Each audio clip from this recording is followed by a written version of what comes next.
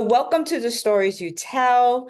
This is the June edition. I have an incredible guest with me today. I'm Dr. Christina Kishimoto, your host. And with me today is Dr. Meisha Porter.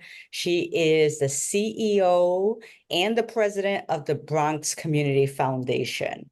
And just by the name of that, you grabbed my heart, Meisha. How are you doing? Welcome. I'm so well. I'm so well and so glad to be on with my sister from the Bronx. So I'm excited because I love for people to know a little more deeply your story. If they don't know you, I don't know how they can't know you, especially if they've passed through New York. I mean, you have had everything from teacher roles, principal role, superintendent role, community roles. You've been a resident of the Bronx and engaged in New York, but also engaged nationally in important policy matters. So I love to dig in a little bit and learn a little more and share some of the work you've been doing. So what's interesting is you and I met a while ago. I was in Hartford Public Schools. You were in New York. You were a school principal of the Bronx School for Law, Government, and Justice. And I was meeting you for the first time because I wanted to hear about your best practice school. Can you tell Yeah. a little bit about founding that and that work? Well, listen, Christina, first of all, my favorite job was being a principal. I loved that school. I love everything about it. And probably a big part of it was like I was a part of the birth and origin story of that school. And so, that's why this work I'm doing now is like feels full circle. So that school grew out of a community process, right? They were building a new Supreme Court complex in the Bronx, and I was 19 That's years right. old. Yeah, and I was part of a youth group, and we were like, we don't need any more jails. We need schools. And what was really interesting was, you have your, kind of idea as a young person about like what a courthouse means. And then we started engaging with the people who actually worked in the courthouse and in the court system. And a good friend to this day, who was a lawyer at the time, Sally Manzanet, got connected with us. And I was like, let me tell you why a courthouse matters. And so we understood why we needed the courthouse, but we also understood that that courthouse had to become a learning place for young people. And so the vision behind the school was, how do you create a space where young people learn about the system, not by going through it, but by partnering with it? And that's what we did at Law and Government. We created relationships, experiences for young people to learn the inner workings of a court system and what potential career opportunities were there for them. And so, again, it was my favorite job, and just, demonstrated the power of young people, the power of community, and the power of activation around an idea. And I love that story and all the energy you just showed and passion for that whole story and the work that you did there with a whole team of community members was exactly what attracted me to go visit you, see what this was about. What was really fun and exciting about this, and I hope you always remember this, is that I went back to Hartford with the team that I went to visit with, and we established a Law and Government Academy in Hartford because we were so motivated by you and the team and what was happening there. And what's interesting is that you said, we needed to open schools, but it wasn't just opening schools. It was like opening these schools that were designed in particular ways that really engaged young people with ways in which they want to be engaged in learning, right? Hands Especially during the time when yes. like the federal government was incentivizing closing down schools in many ways, as we went into No Child Left Behind and, deeming schools failing schools. New York, Hartford, other districts were putting together these ideas around, you can't just shut down schools. You might have to shut down something that's not working, but you got to reopen and you've got to keep that engagement of community. Yeah, and it matters. Like school is the center to me, for me, school is the center of community. Everybody goes to school, right? Yes. You might pick this supermarket or that. Everybody goes to school. And so it's the center of community. And so the closing of school is it's a really hard experience. But the reactivation of a community around a problem, and how do you become the owners and creators of it? We have graduates who are lawyers who are court officers, who are police officers, who work in probation, who develop relationships with judges and lawyers that they retain to this day. And so we were able to do the things that we always talk about, right? Like, how do we ensure that young people see a pathway to a career? How do we ensure that young people have an adult in their school and in their community who they're connected with and are part of their network? And so we were able to do all of that. And so, yeah, it's like when someone asks you about your child, like your whole face lights up, even in the worst moment. Absolutely. And that's how I feel about the Bronx School for Law, Government, and Justice. And what was fun is that third part you added in there is the focus on justice and having young people in their community talk about what justice means to them and to be part of that design. We loved that back in Hartford, which was getting the young people talking about what this means, especially when we know in urban centers, a lot of our BIPOC young people have had negative experience with the so-called justice system, and giving them back the power to redefine and what justice means to them, especially through a school design like this, was just awesome. It was amazing. Yeah. And I think the other part of it is, and I know you guys did this in Hartford, and I was so honored that I got to come see you guys as you were planning. Young people were a part. I was a young person when I started doing this, but like, this was not a school that the adults said, this is what we need. This was a school that students, young people, older adults, community members said, we need this school. Now that we know that we need this courthouse, we also need this school to be a part of it. And it's a big thing. Like I'm not 19 anymore, right?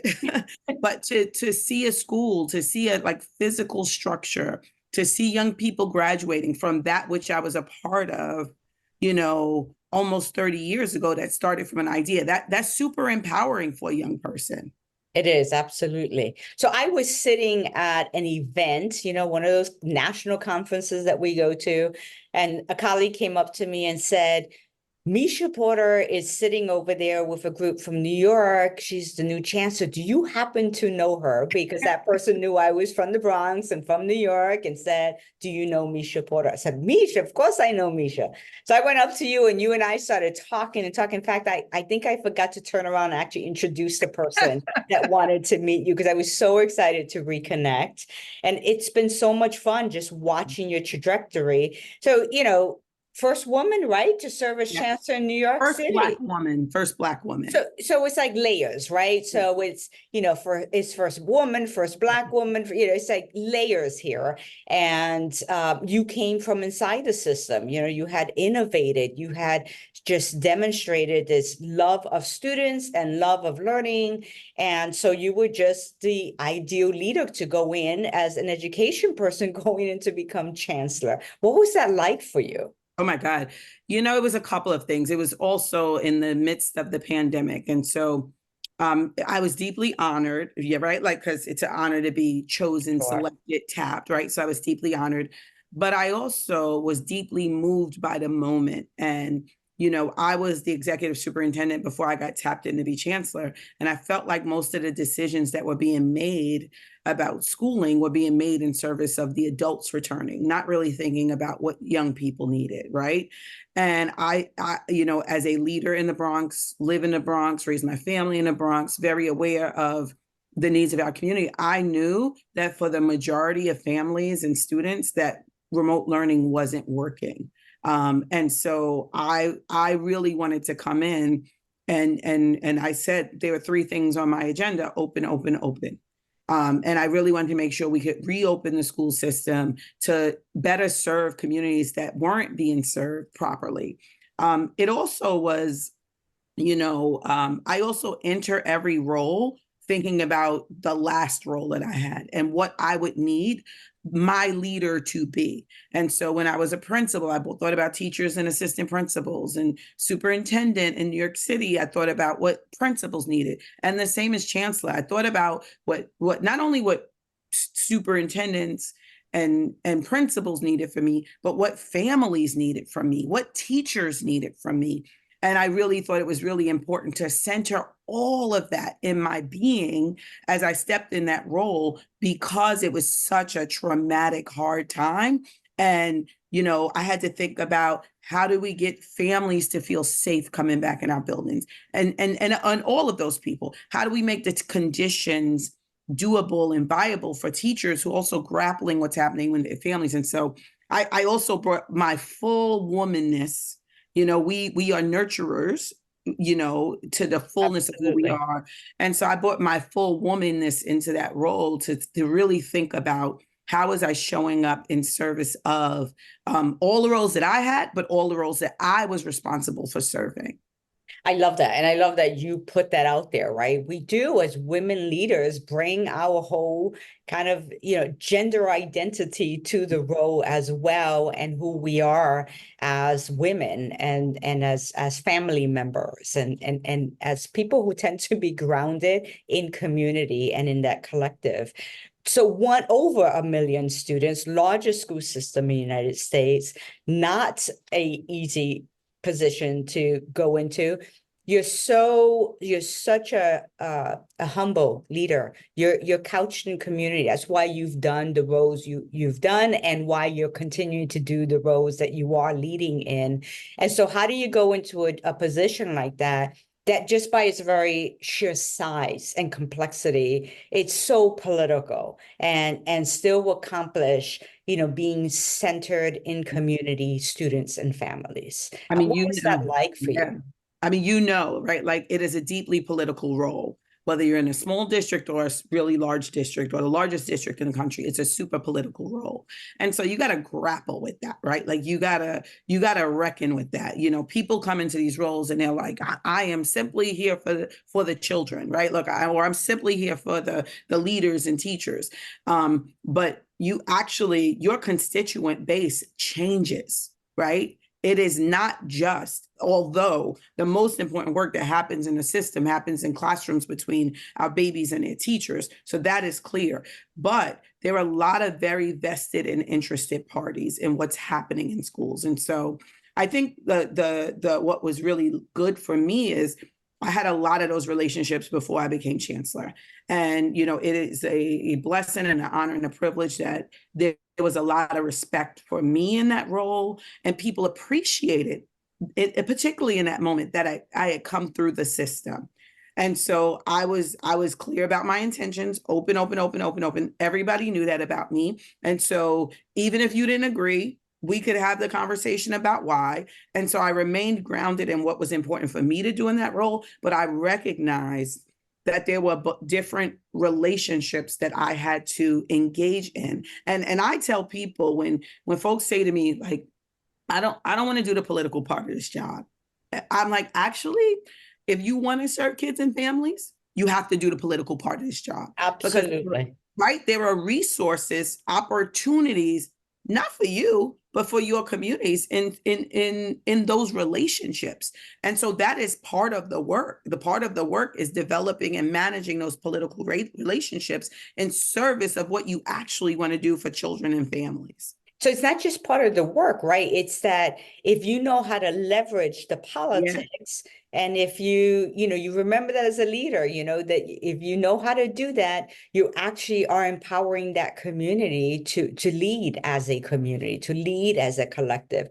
That's a negotiation. We have fixed budgets, we have fixed resources, and yet in New York City, we have tremendous resources. It's what I loved about growing up in New York and growing up in the Bronx.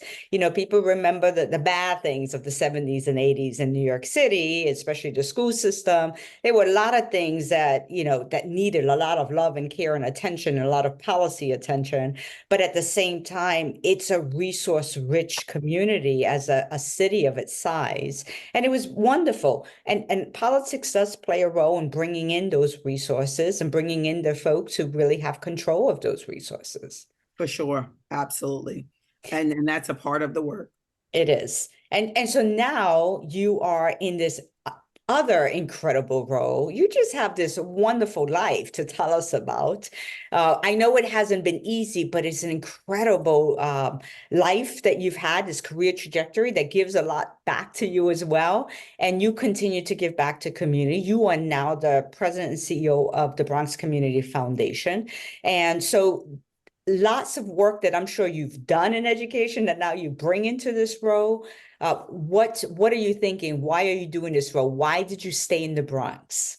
Well, a couple of reasons. And, the first one was because I love the Bronx. And I love, I've always said in my role as an educator, and it remains true now, that part of my work as an education leader, from principal to chancellor, was about, disrupting and dismantling systemic racism, but also retelling the Bronx tale and centering the community that you and I know and love, right? Like you started, there's this international, it's not even just national, there's That's right. international deficit narrative about the Bronx. And I felt like, and I will tell you, folks told me not to take this role because it was the Bronx, right?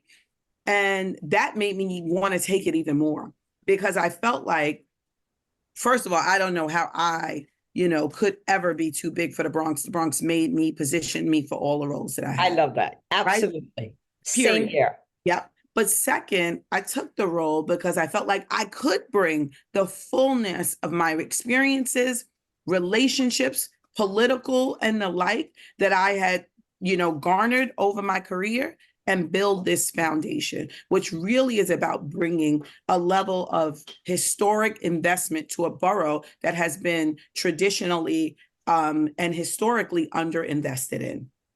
And the Community Foundation, my understanding, is the first of its kind and still the only of its kind. And so what is the mission of the Community Foundation? Yep. So the Bronx Community Foundation is the first and only foundation solely dedicated to the Bronx, and the first and only community foundation. Community foundations do two things, right?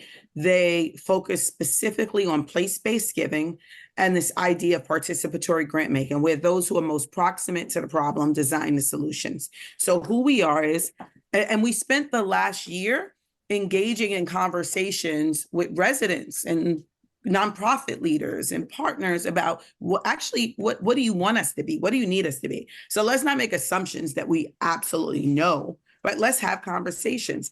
And out of those conversations came a really powerful message about, one, you have to be a foundation, a grant maker, not a foundation in name alone, but a grant maker, someone who gets resources in the community. Perfect, check. We're also a convener. We convene partners and organizations around important issue areas in the borough. And last, we engage in what we call strategic programmatic partnerships, where we focus on two areas that we think, one, we have a particular level of expertise, and two, will, can make a historic and impactful change in the borough. So education, right? Meisha's here. And then the other area is digital equity. And the Bronx, up to 40% of Bronxites don't have access to high-speed, high-quality internet. That's hard to believe, isn't it? Isn't it? In 2024. What that says to me and you, my friend, is that in the pandemic, 40% of families didn't have access to a high quality education. So digital equity education is connected, but it's also connected to all of the things that impact the Bronx. That means up to 40% of families didn't have access to services in the pandemic that they needed the internet to access. That means 40% of businesses, and the Bronx was the borough with the lowest rates of PPP loans during the pandemic. That means businesses didn't have access to the resources to keep their businesses going. And so that's who we are. We are, we engage in also this, what we call a transformative philanthropic framework that is centered around convening, grant making, and strategic programmatic partnerships. Yeah, I love that. And you think about the Bronx, it's just like a microcosm of the world. Yeah. Every, ethnic and racial and community group is represented in the Bronx.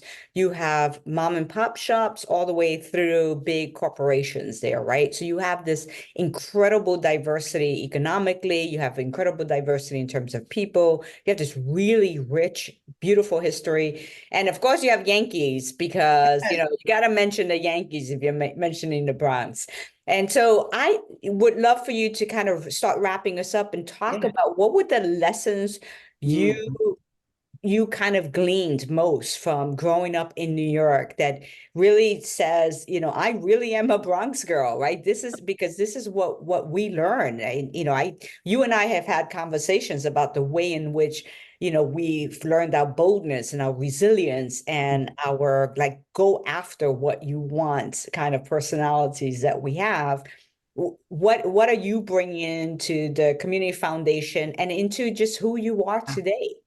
I mean, all of those things. But what I learned in school, and I mean, like as a school leader and chancellor and all of those roles, was I learned about the possibilities, right? Like I believe in possibility, and I don't see a limit, right? Like I've seen young people, myself included, right? Like I grew up and went to New York City public schools and grew up, I say we weren't poor, we just didn't have money, right? So I grew up in a very similar situation to many of the communities that I serve, and have become all of these things. And so, but I've also seen young people in similar circumstances do transformational things with their lives. I run into students of mine at least once a week. I run into a student who's doing something amazing. I think the other thing is, the Bronx has always, again, we talk about it a lot, right? Like there's this international deficit narrative. And two presidents came to the Bronx, right?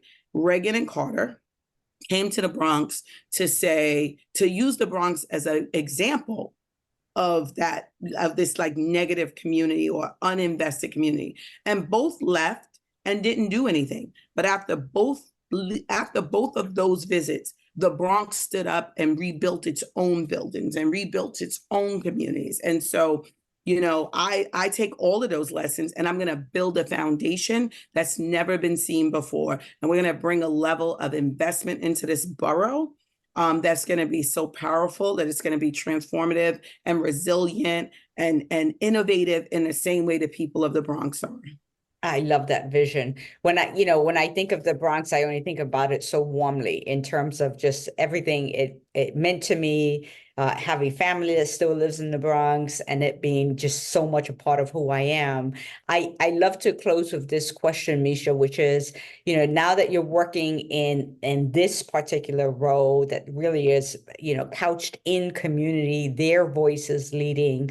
What can you tell us about how the Bronx is positioned today? What does it look like today? It doesn't look like when I grew up. Yeah. It didn't look like even a couple of years ago, pre-pandemic. What does it look like today? I mean, the Bronx is probably one of the most diverse, like you said, communities, and that diversity is growing. We have more African communities, more folks, Muslim heritage, right? Like, so, right, when we were here, it was a very, predominantly Latino population. And so our population is diversified. And so the beauty of diversity lives in the Bronx. There's also a lot of investment in development in the Bronx right now. And so the skyline looks different. It does. No, the skyline looks different. But the people are the same. And the people are same in terms of the joy, the pride and power. And I think what I'm excited about is people being a part of this moment that I think is the Bronx is at a very crucial moment where the people are ready to continue to stand up and build the institutions and organizations to make it, more great than it's ever been before. There you have it, folks. Dr. Meisha Porter, two boogie down Bronx girls being able to sit down together and talk. Love you, girl. I love what you're doing. I love the sisterhood from all of the women who have come through the Bronx when we get together. There's just this energy in the room. And so love that you have come on to the show to share your story, or at least a part of your story, with the community. Thank you so much. Thank you for having me. And, you are no slouch, my sister. And so it is an honor and a privilege to share space with you and to be a part of you lifting the voice of our community. So thank you so much for never forgetting where you come from. Thanks.